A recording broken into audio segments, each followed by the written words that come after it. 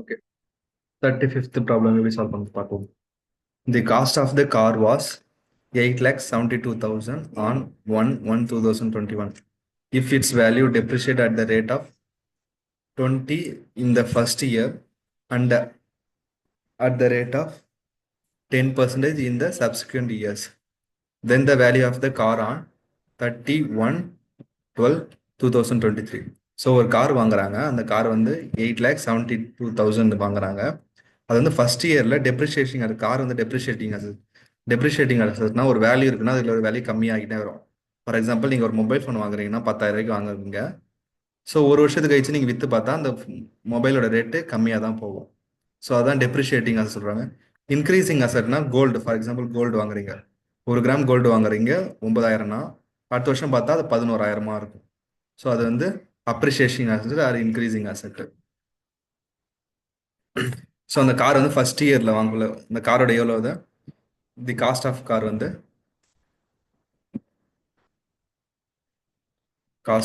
வந்து எவ்வளோனா 8 lakhs rupees, 8,72,000, 8,72,000. So first year the value of car after 1 year.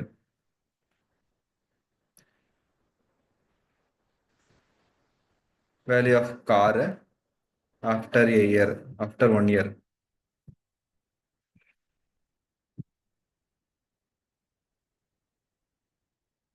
So வந்து இது எவ்வளோனா first depreciating asset, depreciating cost for first year, depreciating cost for first year என்னதுன்னா 20% of the value, 20% of 8,72,000. So 20% எப்படி கண்டுபிடிக்கிறது? 20% divided by 100 multiplied by 8,72,000. So 0 0க்கு இந்த 0 0 cancel. So 20 multiplied by 872 இல்லைன்னா 872 multiplied by 2 4 7 2 sir 14 1 8 2 sir 16 17. So 1 7 4 4 எத்தனை ஜீரோனா 2 0, இங்கே ஒரு 0 இங்கே ஒரு 0, 2 0 விட்டுருக்கோம். ஸோ 2 0 ஆட் பண்ண வேண்டியதான். ஸோ அப்படின்னா ஸோ ஒரு வருஷத்துக்கு அப்புறம் டெப்ரிஷியேட்டிங் காஸ்ட் எவ்வளோன்னா 1,74,000 போயிருக்கு. ஸோ வந்து cost of the car after first year என்ன வரும்? Cost of car after 1 year எவ்வளோனா 8,72,000 மைனஸ் 174400. ஸோ மைனஸ் பண்ணால் 8,72,000 0 0 4 4 7 1. ஸோ 0 0 பாரோ பண்ணால் இது வந்து 10 ஆகிட்டு இருக்கும், இது 1 இருந்திருக்கும். ஸோ 10ல் 4 போயிடுச்சுன்னா 6, இது 11 ஆகிட்டு இருக்கும், இது 6 ஆகிட்டு இருக்கும். 11ல் 4 போயிடுச்சுன்னா இது 7, இது 1, இது பண்ணால் 7.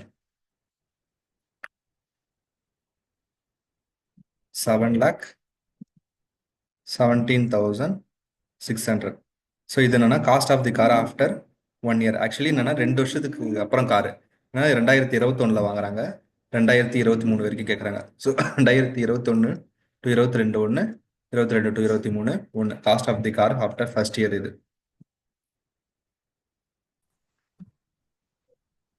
ஆறில் இந்த 8ல் 6ல் 7 போவாது, நான் தப்பாக சால்வ் பண்ணிட்டேன். ஸோ இங்கே போனால் 16, 16ல் 7 போயிடுச்சுன்னா 9 9. ஸோ இங்கே 7 இருக்கும், 7 1 போயிடுச்சுன்னா மீதி 6. ஸோ இது வேலையை தப்பு. ஸோ ஃபர்ஸ்ட் இயருக்கு அப்புறம் எவ்வளோ இருக்குன்னா 6,97,600 இருக்கும். ஸோ செகண்ட் வருஷத்துல எவ்வளோ டெப்ரிசியேஷன் ஆக போகுது? 10% டெப்ரிசியேஷன் ஆக போகுது. ஓகே. ஸோ நெக்ஸ்ட் வந்து நெக்ஸ்ட் இயர்ல எவ்வளோ டெப்ரிஷியேட்டிங் ஆகுதுன்னு பார்க்கலாம். ஸோ நெக்ஸ்ட் இயர்ல 10% டெப்ரிஷியேட் ஆகுது. So depreciating cost for the second year. So depreciating cost for second year. நீங்க ஃபுல்லா எழுதிங்க. ஸோ ஏன்னா இப்போ காரோட மதிப்பு என்னன்னா 6 lakh, ஒரு வருஷத்துக்கு அப்புறம் காரோட மதிப்பு 6,97,600. இதுல 10% டெப்ரிசியேஷன் ஆகுது. இப்போ 10%னா 10/100. So 6,97,600 multiplied by 10 divided by 0, 0, 0, 0 cancel. So 697 அப்படின்னா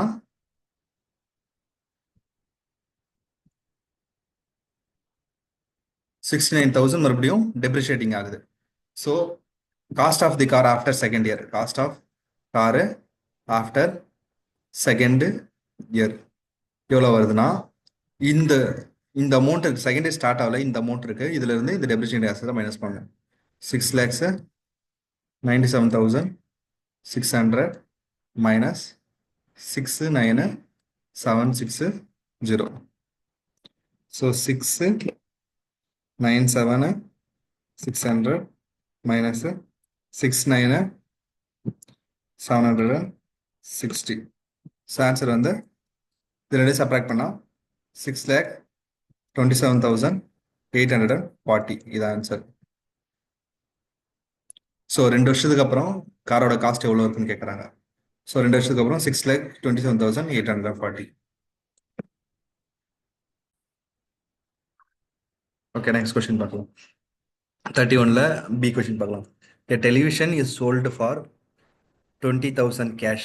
ஒரு டெலிவிஷன் நீங்கள் வாங்கலாம், என்னன்னா 20,000 நெட் கேஷ் கொடுத்து, அப்படி இல்லைன்னா 5,000 as a cash down payment followed by 15,500 paid after 4 months. நீங்கள் என்ன பண்ணலான்னா, ஒன்று 20,000 கொடுத்துட்டு டெலிவிஷன் வாங்கலாம், அப்படி இல்லைன்னா 5,000 ஃபஸ்ட்டு கொடுத்துடலாம், அப்புறம் 4 மாதத்துக்கு அப்புறம் 15,500 நீங்கள் கொடுக்கணும். ஸோ அப்படின்னா ரேட் ஆஃப் இன்ட்ரெஸ்ட் எவ்வளோ, rate of interest per annum எவ்வளோ நீங்கள் சார்ஜஸ் கட்டணும் அப்படின்றது. ஸோ ஃபார் எக்ஸாம்பிள் இப்போ எவ்வளோ எக்ஸ்ட்ரா நீங்கள் பே பண்ணுறீங்க, 20,000 தான் வந்து எக்ஸ்ட்ரா வந்து 5,000 கொடுத்துருப்பீங்க, அதுக்கப்புறம் 15,500 எக்ஸ்ட்ரா வந்து 500 rupees கொடுத்துருப்பீங்க. இதான் அந்த 500 rupees தான் நீங்கள் தர interest amount. So 500 equal to principal amount என்னது 20,000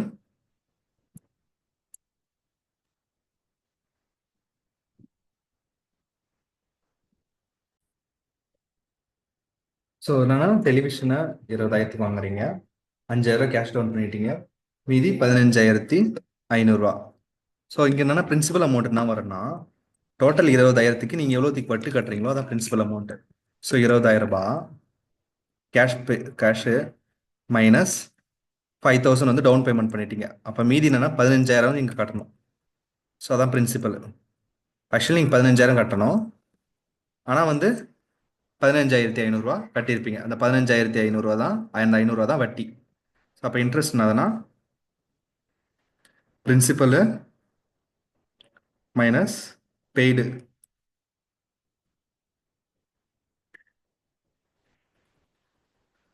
ஸோ பெய்ட் பண்ணுற அமௌண்ட் 50,500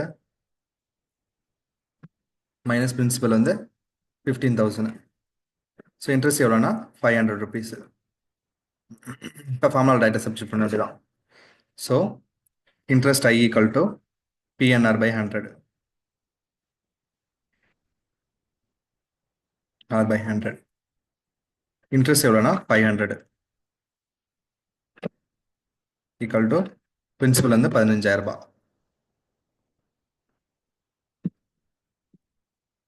என்ன வந்து 4 month பே பண்ணியிருக்காங்க. ஸோ என்ன அப்படின்னா 4 divided by 12, ஏன்னா ஒரு இயருக்கு 12 month, அதில் 4 month. PNR rate of interest தான் கண்டுபிடிக்கணும், டிவைட் பை 100. ஜீரோக்கு ஜீரோ கேன்சல், ஜீரோக்கு ஜீரோ கேன்சல். இது one time, 12 3 times. So again one time 150 எத்தனை டைம்ஸ் வரும்? 5 டைம்ஸு, ஜீரோ. ஸோ ஜீரோக்கு ஜீரோ கேன்சல் ஆகிடும். One time 10 time. ஆன்சர் வந்து 10%. ஆர் வந்து 10%. உங்களுக்கு ஸ்டெப்ஸ் வேணும்னா சாட் ஜிபிடி தான் ஸ்டெப்ஸ் இது காட்டுது. ஸோ ஆனால் கேஷ் ப்ரைஸ் எவ்வளோ? 20,000 ரூபாய். இன்ஸ்டால்மெண்ட் பிளான் வந்து 5,000 ரூபா டவுன் பேமெண்ட் கொடுத்துக்கிறீங்க, ப்ளஸ் 15,500 வந்து 4 மந்த்துக்கு அப்புறம் கட்டணும். ஸோ எக்ஸ்ட்ரா அமௌண்ட் எவ்வளோ கட்டுறீங்களோ அதான் இன்ட்ரெஸ்ட். எக்ஸ்ட்ரா அமௌண்ட் எவ்வளோ கட்டுறீங்க? 500 ருபீஸ். இதான் இன்ட்ரெஸ்ட். ஸோ அதுதான் வந்து simple interest, IE. So principal எவ்வளோனா, நீங்கள் வந்து 20,000 ரூபாய்க்கு வாங்குறீங்க, 5,000 ரூபா டவுன் பேமெண்ட் பண்ணிட்டீங்க, மீதி இருக்க அமௌண்ட் இருக்குது தெரியுமா, அதான் அப்புறம் உங்களோட பிரின்சிபல். ஸோ வந்து ரேட் ஆஃப் இன்ட்ரெஸ்ட்டு 4/3, 4/12. ஏன்னா 4 மந்த்து /12, 1/3. இது சால்வ் பண்ணால், டேரெக்டாக சால்வ் பண்ணால் உங்களுக்கு ஆன்சர் வந்து 10. நான் salvation மெத்தடும் காட்டிட்டேன்.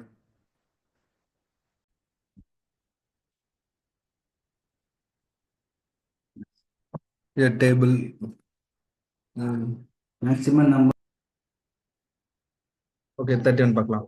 A table was purchased by a cash down payment of 17,500 followed by 4360 after a period of 6 months. So என்ன பண்ணாங்கன்னா ஒரு டேபிள் வாங்குறாங்க. அந்த டேபிளில் இனிஷியல் வந்து 7,500 கொடுக்குறாங்க. அப்புறம் 6 மாதத்துக்கு அப்புறம் 4,360 கொடுக்குறாங்க. ஸோ அப்படின்னா ரேட் ஆஃப் இன்ட்ரெஸ்ட் வந்து 18% per annum. அப்படின்னா இந்த டேபிளில் நான் கேஷ் ப்ரைஸ் ஒரே ஒரு பேமெண்ட்டு கேஷாக கொடுத்து வாங்கன்னா எவ்வளோவா இருக்கும்? ஸோ அப்படின்னா அதுதான் நம்ம பார்க்குறோம், சால்வ் பண்ண போகிறோம். ஸோ ஸ்டெப்ஸ் நான் ஆல்ரெடி போட்டேன்.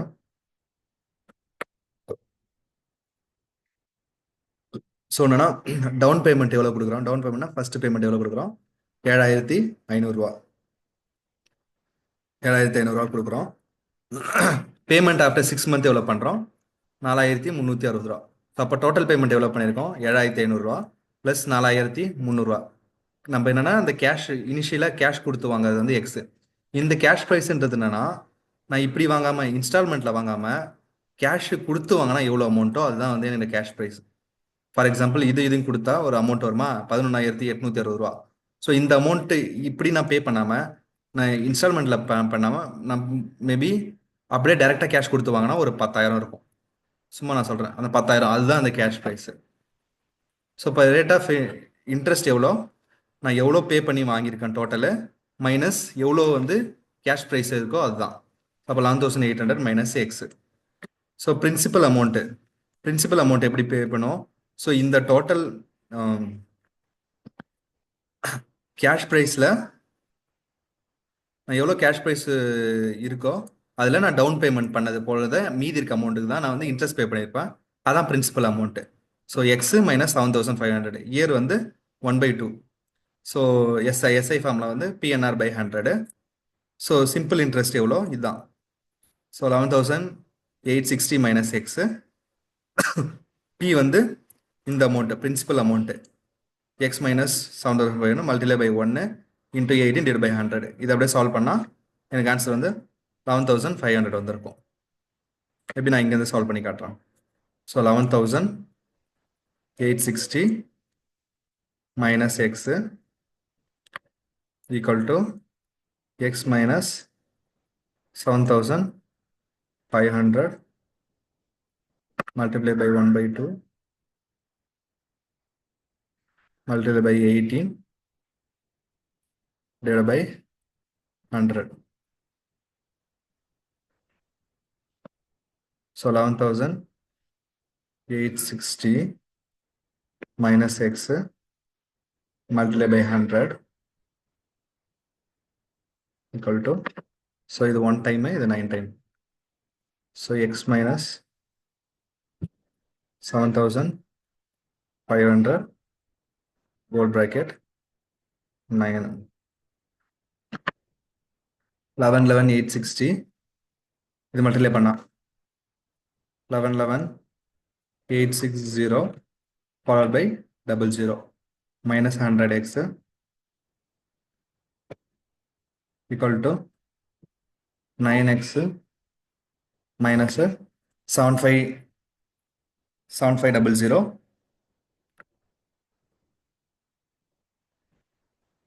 இன்ட்டு 9. ஸோ இது வந்து போனால் ப்ளஸ் வந்துடும், இங்கே சைடு போனால் அந்த ப்ளஸ் வந்துடும். ஸோ அப்போ 118,600 plus 7,500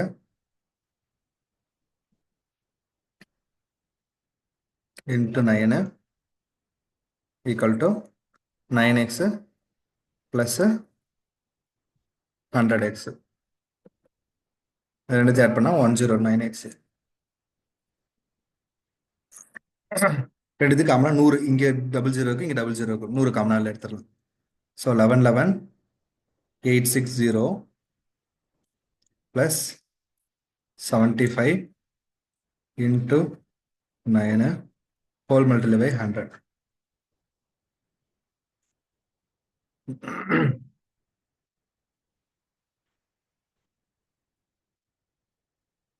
So calculator, so 11,11,860 plus 75 into 9. So answer on the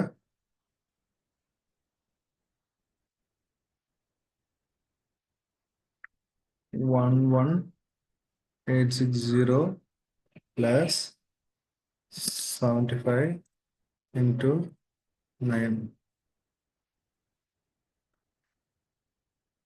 60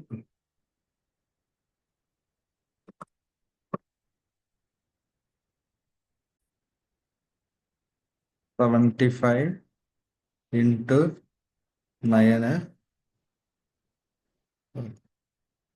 75 into 9 இது கூட 11,860 அப்பனா 1 2